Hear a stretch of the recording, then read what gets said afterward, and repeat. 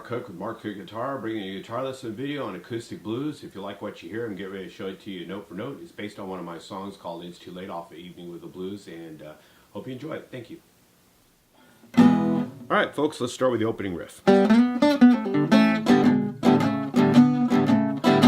Okay, what I'm doing there is hitting an open G, sliding from an A on the 2nd fret up to the 4th fret, which is a B. Hit your D.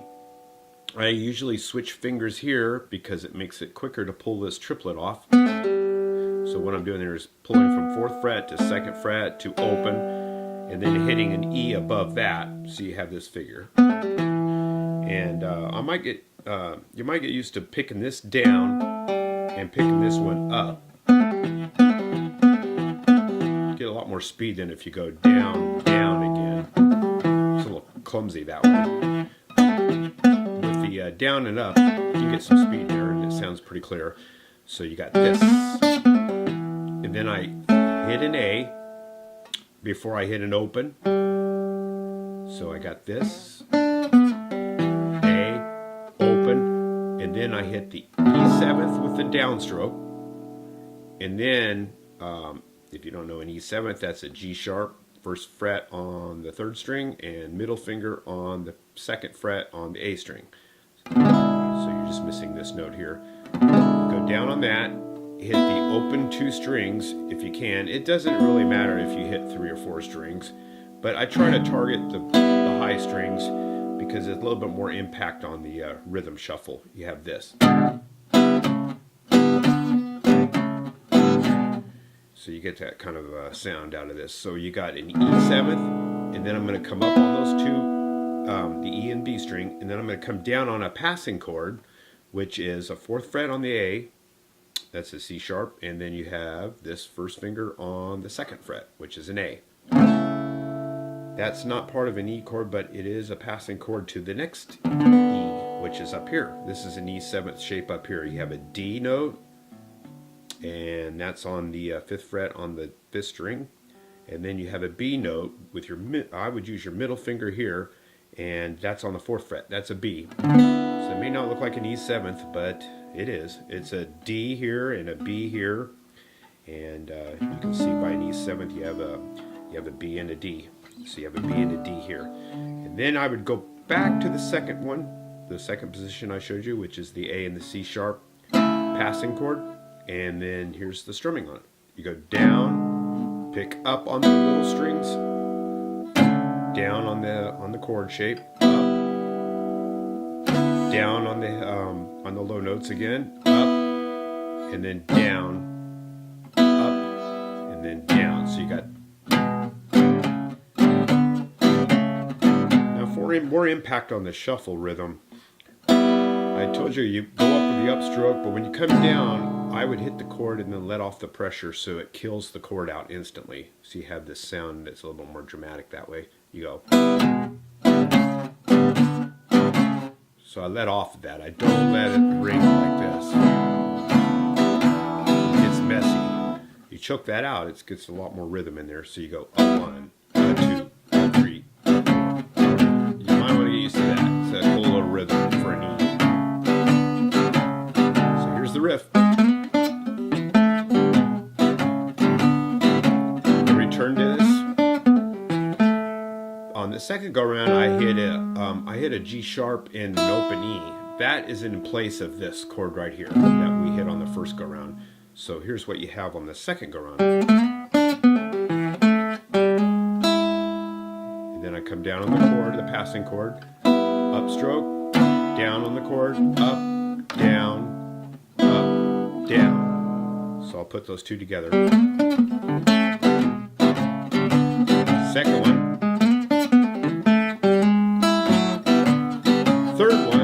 This again, but now I'm going to, after the open G, I'm going to come down on a bar A, and when I hit that bar A, I try not to hit that little string on the bottom. I just kind of choke it out. See, you cannot hear it. So I bar it. You have to kind of get used to that. You can do this, but that takes a little bit of energy away from the song because I'm going to go right to this instantly, so that would be very clumsy to switch to this. So this, I just have to put that down. So I get used to barring, just kind of get used to stopping on that second string. And then the passing chord, just like the E, this is on the A, I'm going to have a D and an F sharp. D is on the 3rd fret on the 2nd string, and then the F sharp is your 4th fret, 4th string. Here's your passing chord. And then my landing chord, the highest one on there is an A7th, just like your E7th was here. Here's an A7th. So you're connecting chords. That is a 5 and a 5 on the 4th and 2nd string. And then back to that passing chord. And then back to the 1st chord shape. I usually put that riff in between each one of those shapes. It gives a little bit more cool sound there. You got a B7th on the 5 chord. If you don't know that, it's the 2nd fret on the 5th string, 1st fret on the 4th string. A is your 2nd fret, A on the 3rd string, and then your little finger on the very bottom, which is an F sharp, and you leave that open B. So there's your 5 chord. That's what they call the 5 chord. After that, I would go to C7th. On the C7th, you can bar that down to get it a C9th shape, and then bar it all the way down for a B9. So the only thing I'm doing different is you have a B7th, bar for the C9th, bar with that 3rd finger for the B9, and then back to E. So I have this shape. Up to C9 barring, B9, and then I just drag both these up. Some of you might know this as an ending, or you can put both of them on top of each other. What I did on this is I just left this chord shape that I had on an E, brought it up here, and just did a chromatic walk down. So I strum down, keeping that shuffle rhythm, down, up, down, up, down, up, down. And then 2 clunks and a B7th chord. So let me rewind that and do the whole riff for you. Here's the E.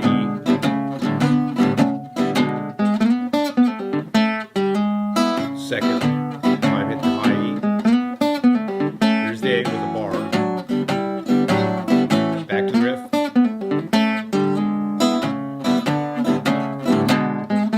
Riff every time, then hit the B7.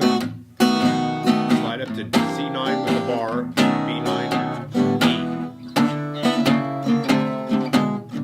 And on that last chord, you could do another B9 with a bar down, or leave that B string open. I'd get used to both. They both sound cool. Here's the B9th. B9th's a little easier. Okay, on to the solo.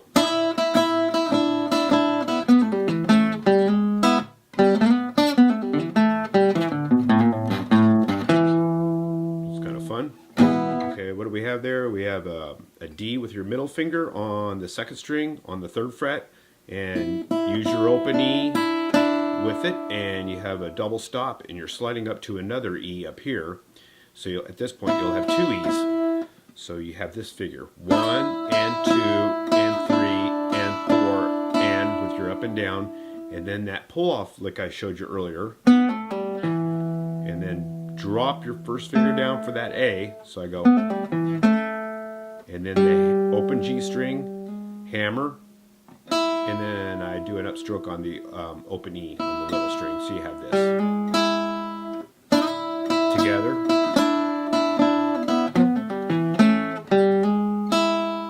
Okay, next section. Open G, slide from A up to B again. As you can see, I'm returning to that E7th. That's a very common place to play. That's one of your box shapes in your pentatonic scale.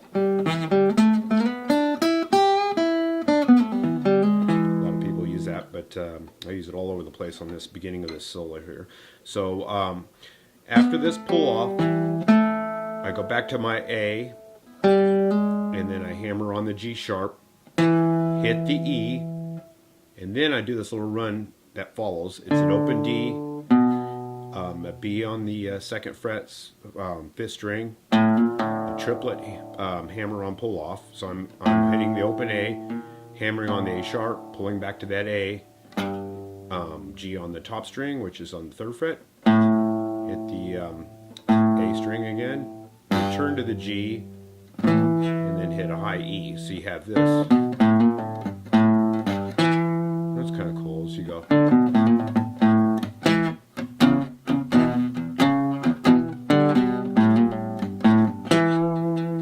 However you want to insert that, but on this solo, here it is.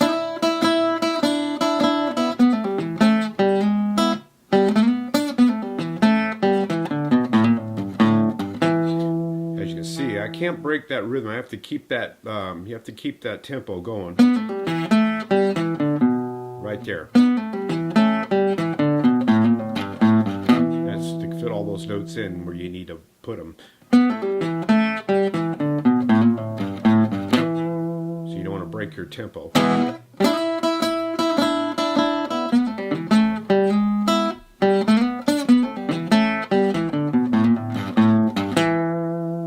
Okay, now on the 4 chord, the A, you come up here and do more triplets. Triplets all over this song. So you kind of slide, you can slide into the C sharp and do this little pattern right here. So you have the 6th fret on the 3rd string, and then you have the 5th fret on the 2nd string, and then the 7th fret on the 2nd string as well. And you have this triplet pattern. And where that comes from, if you know an A like this, and this is a 6 here that you're putting on, it's kind of like a Johnny B. Good rhythm.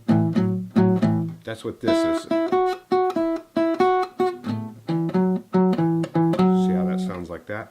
So I don't strum it as I did up here, but I outline it. So that's why that works really well. So just kind of take note of the notes that I use for each chord, because that's what I do. I work around the chord shapes. If I'm on the E, I use that a lot. That's the E7, E7. So that's pretty cool. And then when you're on the A, think of this little triangle shape right here. You can do a lot of bends up, and then it slides into the notes that you're trying to target. So you have this. It's very bluesy, and that gets you off the pentatonic a little bit, so you can get a little bit extra dressing on your solo.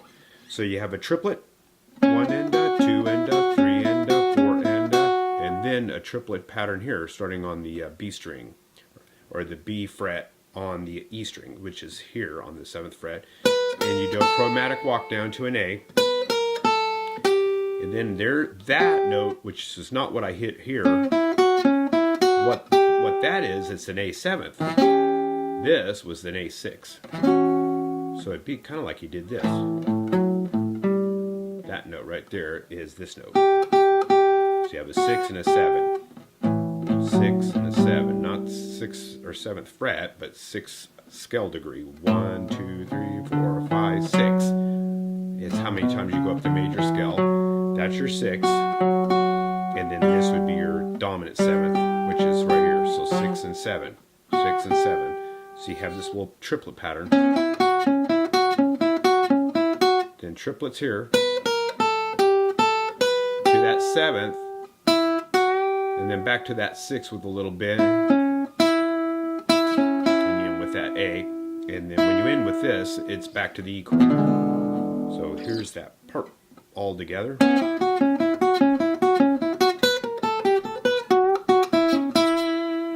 Now I'm on the E, so I want to spell out the 7th, the E7th. Always spell out those 7ths. That gives you that blues flair.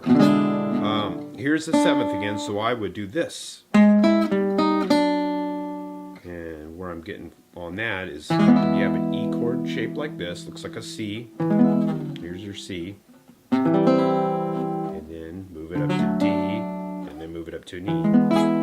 So on that, you would have the 4th fret and your 5th fret on the 2nd string. So that's a broken E shape. And then you do chromatic walk down to that. And that gives you that E7th outline. You can do that on A. Just got to figure out where your roots are and where your 7ths are located. So like I said, here's your 7th for your E. Here's your root for your E. So you put this pattern together, and you have that. And your lead playing. So you have this. And here's the pattern. And that's for the E7. Now, for the B7th, you have this triplet passage.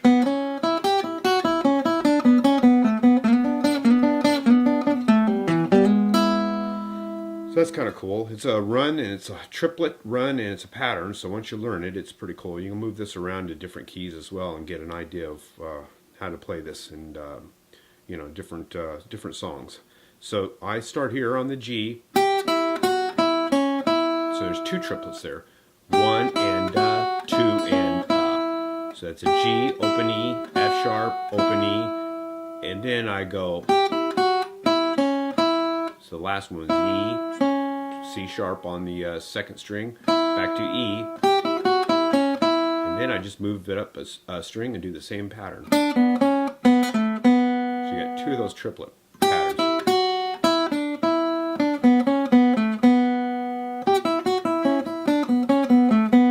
And then back to my 7th shape, 1 and 2 and 3 and 4. And so you've seen that earlier.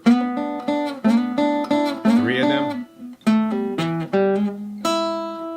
Pull off to your note that I told you to go down, up, hammer, and then an up.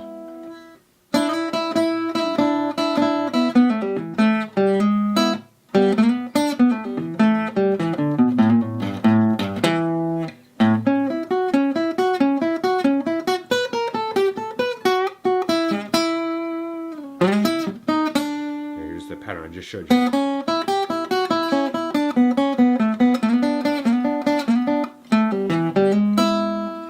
Bring this part of an E shape up here where it's an E7th, and then here you get a little sloppy, just as long as you choke the notes out. 1, 2, 3, and then in on your B7th, and you have the first half. All right, second half of the solo. What I'm doing there is you're going up to the 9th fret, hitting the B. Go to the second string on the 8th fret, and you bend that, not maybe all the way up to a G sharp, but just a little flat. You get that old delta kind of train whistle sound off the E chord. During the solo, I don't hit the open E, but it's a cool lick to do if you're doing some fingerstyle blues. But what I did on the solo was use the pick, hit it twice, go to the E, which is the 9th fret, pull off to 7, and hit the 9 on the D string, and back to D and E. So you go. Hit that D again, skip the second string and go right to the first string, hit a C sharp, B, 7th fret, little bit of a bend on that second string on the 8th fret, back to that 9 on the 3rd string. So you go. So I put it together, and then you do it again. So that takes care of the 1 chord, which is an E. And then when it goes to the A, I do this little rundown. So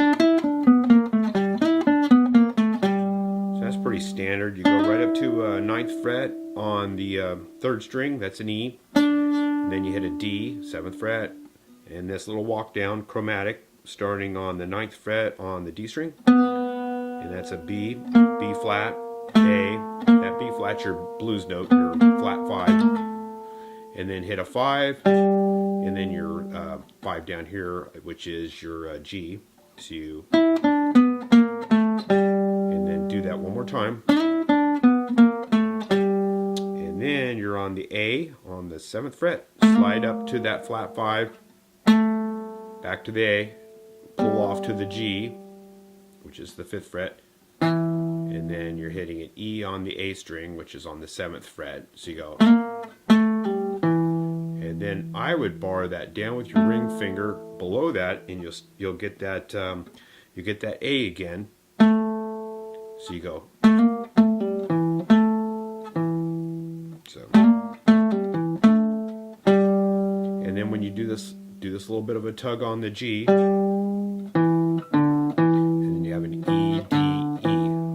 take that run down again. Twice on that. Here's the slide I was just doing. E, D, and then you can tug that up a little bit. And then I have, that's a little kind of like a response to the call.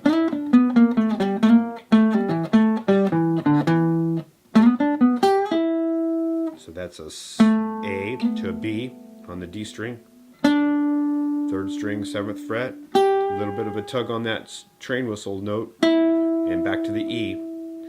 That brings us up to the 5-chord lick, and here's where I pull in that cool SRV Stevie Ray Vaughan lick that he used in Pride and Joy. It's really cool. He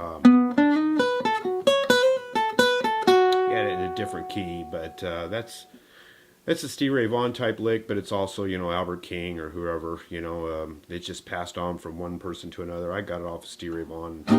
It's a really cool lick, and I use it a lot. It's a good 5-chord lick. So on the 5-chord on this song, you have a B. There's your B, 9th fret, D string, hammer the 7 to 8, skip the B 2nd string again. So there's it's working right off the B. You know, just skip over the 2nd, and then you have an A on the 2nd string, 10th fret. Here's your F sharp on the 7th fret. And then here's where the magic starts. You go up to 9, and then here's the little grace note. So that gives it kind of a cool, unique sound. So that's just a hammer on the 8th, pull off to the 7th, 10th fret on the 2nd string, back to that B, hit that A again, 10th fret, and then you end on that F sharp. So it's like this. That's for the 5-chord. Then it goes to the A chord, and then I do this. So that's a cool little arpeggio run. You're just running down this A7th. Remember I showed you that E7th down here. So that's an E7th, and then you just bounce it up to where an A7th would be, which would be 9, 8, 9. Wouldn't hold it as a chord. I'm just showing you what that chord shape is off of. So play it single, and you have this, and then jump down to here, 6th fret on the 3rd string, 7th fret on the 4th string, a little chromatic walk down, 7, 6, 5, so you have this. And then for a cap off lick for that, I'm going like this.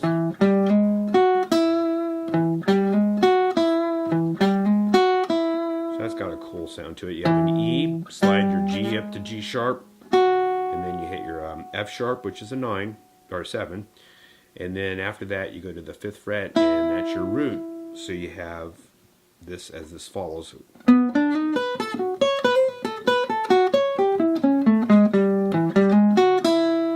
And now we're at the turnaround. So at the turnaround, you can do the old faithful turnaround that I showed you earlier, where you just chromatically walk it from here, but you can choose a different one, and let's try a different one. So we're going to just use a D note and an E note and do double stops chromatically till it gets to the open, and